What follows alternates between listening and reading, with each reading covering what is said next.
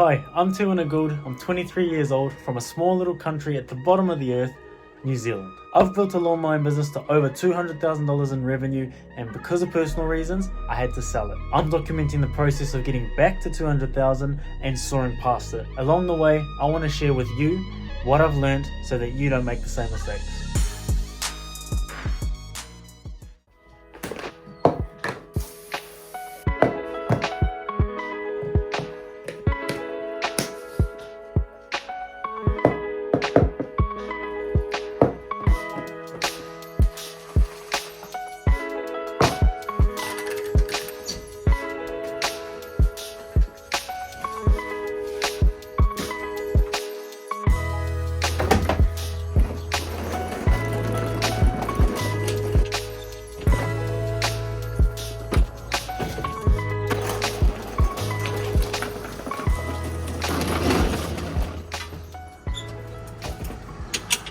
Alright,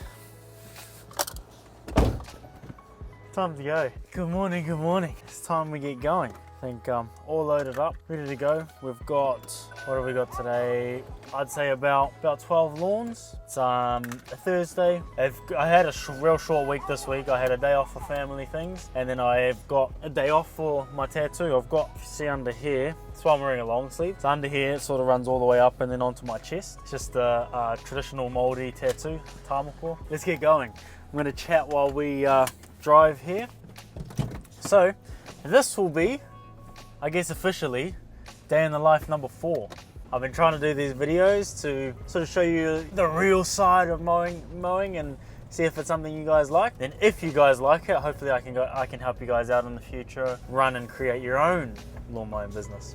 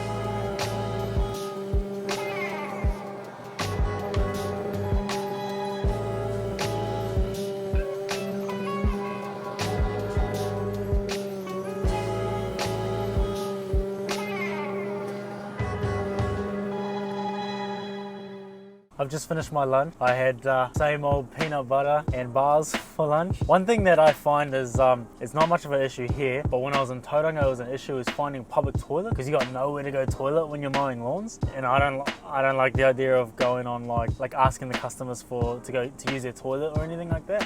I do that if I'm on their property all day, but if I'm just in and out to mow the lawn, I prefer to just come to a public spot. But sometimes that's hard. Fortunately in Hamilton, there seems to be tons of public toilet, and if you search on the Google Maps, there's heaps that pop up, so it's nice and easy. But before I head back out, I wanted to chat about drive time and how drive time really kills your profit if you don't optimize it and you don't fix it over time. Every time you're sat in this seat between lawns, you're making exactly $0. Time absolutely is money in this game, so you need to make sure you're driving the least amount of time possible. Make sure you are mowing all the lawns in one area on the same day. Also, make sure they're routed in a way that you never backtrack on yourself. You're never sort of semi going past one of your other lawns to a lawn and then coming back and then going back over here. So even if it is in the same area, optimize it so that you're just working your way through that area rather than bouncing all the way around. I even go as far as to think about like harsh intersections.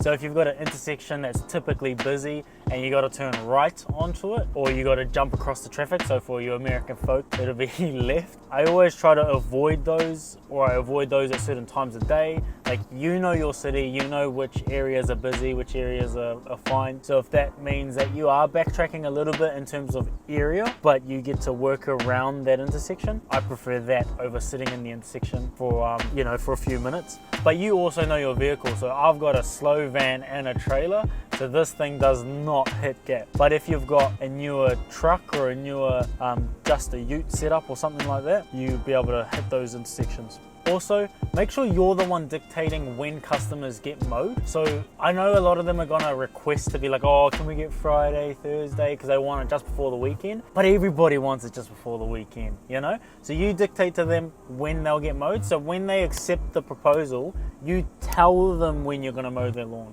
You don't ask, hey, is this day okay, or which day would you prefer? Or if they say like, oh, we'll prefer Friday, you just say like, hey, we run the schedule, you know, we mow your area on this day, and we keep all the lawns together in the same area so that we're not driving all over the shop. And also, if you do allow them to call some shop, you only end up resenting them and like hating your job a little bit more. And as I mentioned with firing customers earlier, those problematic customers, is that you end up resenting them, and then you resent your job. Like, you know, it's like a spiral effect. So you resent them, then you resent showing up to that job, and then that job sort of ruins your day. And then if you have multiple of those throughout the week, then you end up just hating everything in general. So you're better off just getting rid of those and not dealing with them. So all that being said, optimize your route for minimum drive time. Try get as many lawns in the same area as possible. 3, tell your clients when they will be mowed.